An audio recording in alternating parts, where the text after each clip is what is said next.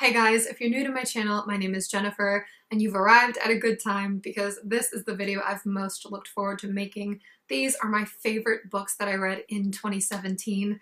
Taking into account the last few days of December, I'll have read around 130 books, and today I'm highlighting 12.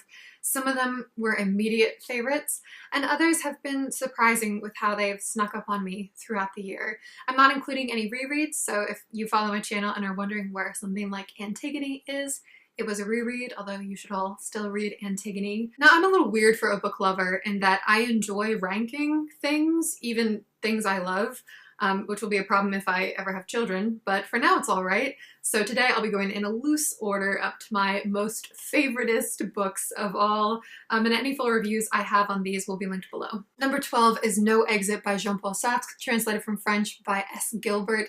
This is a 1944 play with three characters who are in hell together. And this version of hell doesn't have torture racks or brimstone. It's a small, windowless room that's slightly too hot, and the company of two people who annoy you. Inconvenience and irritation for eternity. My favorite detail is that there are no mirrors in this room, so there's a moment when one of the characters approaches another because she can only see herself reflected in the shine of that person's eye, and the whole play is spun from the idea that it's a kind of hell to only exist in the eyes of those who find you contemptible and to truly understand how little control you have over other people's perceptions. As a bonus, this is only about 50 pages long, so you get a lot for a small investment. Number 11 is The Lowland by Jhumpa Lahiri. I find it hard to talk about this novel because it made me so emotional, but partly because of how ruthlessly unsentimental it is. This follows two Indian brothers, one of whom goes to study in the US and the other who becomes involved in radical local politics, and their lives become connected again in an unexpected way. This is a bleak book about all different kinds of relationships where people can't make each other happy. It's not in their power, no matter how much love they might have for one another. It wove a spell over me in the first few pages. The writing is so fluid and precise. There's a reason Lahiri's a big deal, you guys. She does words good. Number 10 is When My Brother Was an Aztec by Natalie Diaz. This is a poetry collection. Usually when I read poetry, it's like someone gave me a puzzle with only 25% of the pieces, and even when I put those together, I'm like, cool. I have no idea what this picture is supposed to be. And to be honest with this collection, it was like I maybe had 60 to 65% of the pieces, but that was enough to make me fall for it. It has such teeth.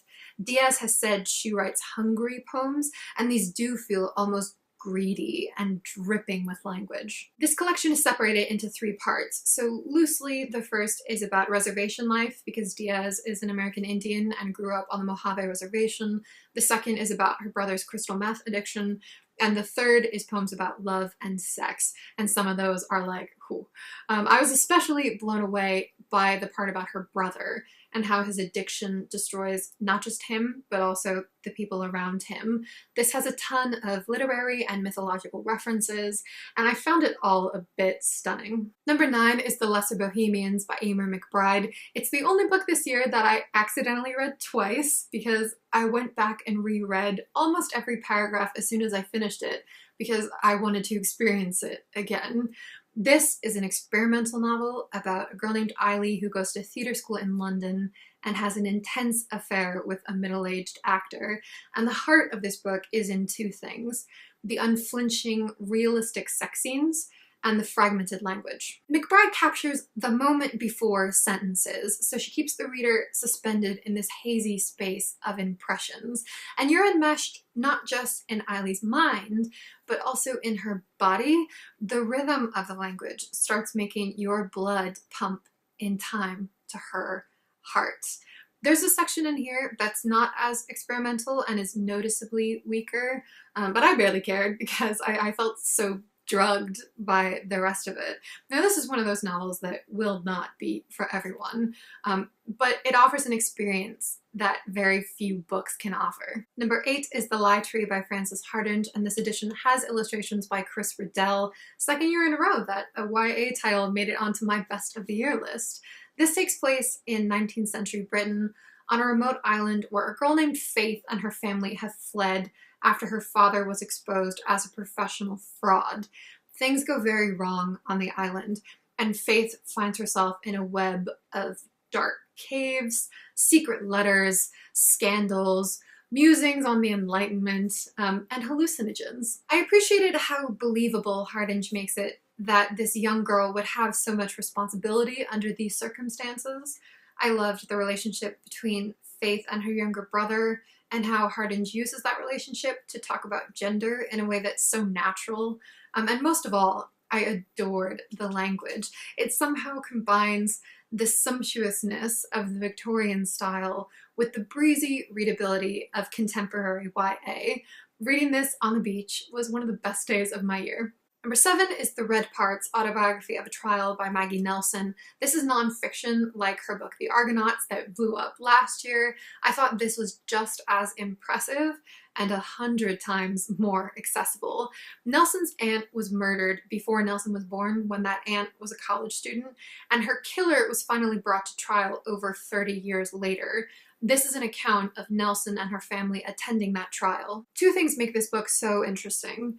One is the way Nelson examines society's fascination with crime, down to the hideous details, especially crimes against women. And the other is the self-conscious way Nelson treats herself as the storyteller, because even as she's sickened by the public spectacle that's made of this woman's last terrifying moments, she participates in that. At the time, she'd already written a poetry collection about her aunt's murder, and she questions her own motives for telling and then retelling this story. This book made me shiver, but not even at the crime moments, at the quiet moments of insight that caught me unawares. It's phenomenal. Number 6 is Winter by Ali Smith. I'm an Ali Smith mega fan. Her writing ignites parts of my brain that most other authors never touch. This is the second in her seasonal quartet, but it can be read as a standalone novel. Loosely, this is about 4 distant people who are brought together over Christmas. 2 estranged sisters, Sophia and Iris, and Sophia's son Art, who brings along a girl he's paying to impersonate his ex-girlfriend. This is an unconventional novel that plays heavily with Dickens and Shakespeare, and delicately engages with fake news and the idea that it's really difficult to know what's real and true in this world. It always has been, and it's only getting more difficult in this political climate and with the internet. The wordplay and shifts in verb tense throughout are brilliant. There are so many scattered bits of humor, and I just admire Smith so much for poking fun at the hypocrisy and absurdity of our species without ever being mean-spirited or cynical. Getting into rarefied air here, number 5 is Ship of Destiny by Robin Hobb. This is epic fantasy. It's the 3rd in her Live Ship Traders trilogy. I hadn't read epic fantasy in about a decade. I'm also a super slow reader who doesn't care about pirate narratives. So you wouldn't have thought that these beasts would hit the spot for me, but they are so good. Very simply, this follows a large cast of characters, most of whom are in one family, the Vestrits. And this is a trader family in a port town where some trader families own magical ships. And at the beginning of this trilogy, things go south for this family. So many strengths to mention. Characters. These characters are badass and fully realized, all of them. Hobb is completely in command, whether she's dealing with intricate politics or an intense action scene or a quiet moment with an individual character. This series is also so thoughtful in the way it deals with issues like gender and the system of slavery in this world. Fantasy is largely known for action and adventure, and those are great in here too. But there's so much more emotional intelligence in these books than in the vast majority of what I read. Number 4 is Lincoln in the Bardo by George Saunders. If you follow my channel at all, you've probably been wondering when this one was going to crop up. This book, I'm a bit of a fan, it's safe to say. It's a strange one about Abraham Lincoln visiting a graveyard to hold his young son's body, and it also follows a chorus of voices from other souls in that graveyard who are in denial about the fact that they're dead and refuse to move on to the next stage, whatever that may be. It has the best kind of innovative writing in that the story would lose so much if it were told any other way.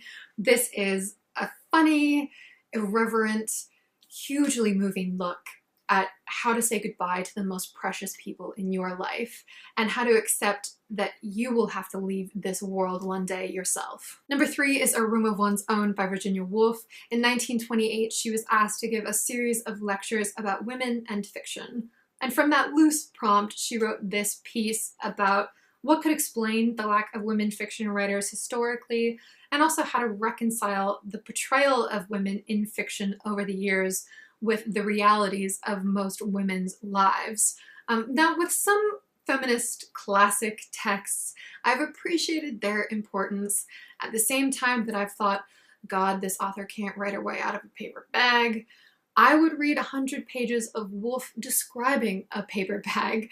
Her arguments are constructed so methodically, and her writing is brimming with stylishness and sarcasm and fierce intelligence. This is a luminous, must-read essay. These last two are kind of my joint book of the year. One is a classic and one is contemporary. So the classic is Middlemarch by George Eliot. A lot of you will know that one of her earlier novels, The Mill and the Floss, is my favorite book. The heart loves what it loves. But this is an infinitely superior book. And honestly, it's superior to almost any book I've ever read. It just has so much craft and wit and spirit. This is a Victorian novel following many characters in a small English town. It features a godlike narrator who provides a backdrop of politics, industrialization, class and gender roles, but these big events and ideas are always filtered through the lens of how they affect the individuals in this town. And these character studies are unmatched by anything I've ever read. There were lines that took my breath away for how they constantly reframed the way I saw these people, even after reading about them for hundreds of pages. Moments of startling, uncomfortable clarity into human nature. This book is full of compassion for the way we struggle through life to reach our small triumphs. And getting the honorary #1 spot is Margaret the First by Danielle Dutton. We go from an 800-page book to an 150-page book. This is an odd portrait of a very odd woman, Margaret Cavendish, who was a 17th century English duchess and published author, and her works were a bizarre combination of science fiction, poetry, fantasy, plays, and critical commentary on the philosophical and scientific theories of the day. The writing of this book is spare and completely gorgeous, and Dutton brings this woman to life in all of her complexity and contradictions, her self-obsession and insecurities, her analytical mind and flights of fancy, her theatricality and introversion. Margaret's marriage to William Cavendish is also beautifully drawn. There's a line near the end that William says to Margaret that broke me because I could feel how much it would hurt her. And Dutton creates these psychological and emotional portraits almost in passing, flitting from one bright, fractured snapshot of life to another. It's sensational. So I read this all the way back in January, and it's remained my book of the year. Let me know what you think about any of these. I'd also love to hear what your best books of 2017 have been. And I hope you guys have a beautiful end to your year. Bye. Thank you for watching.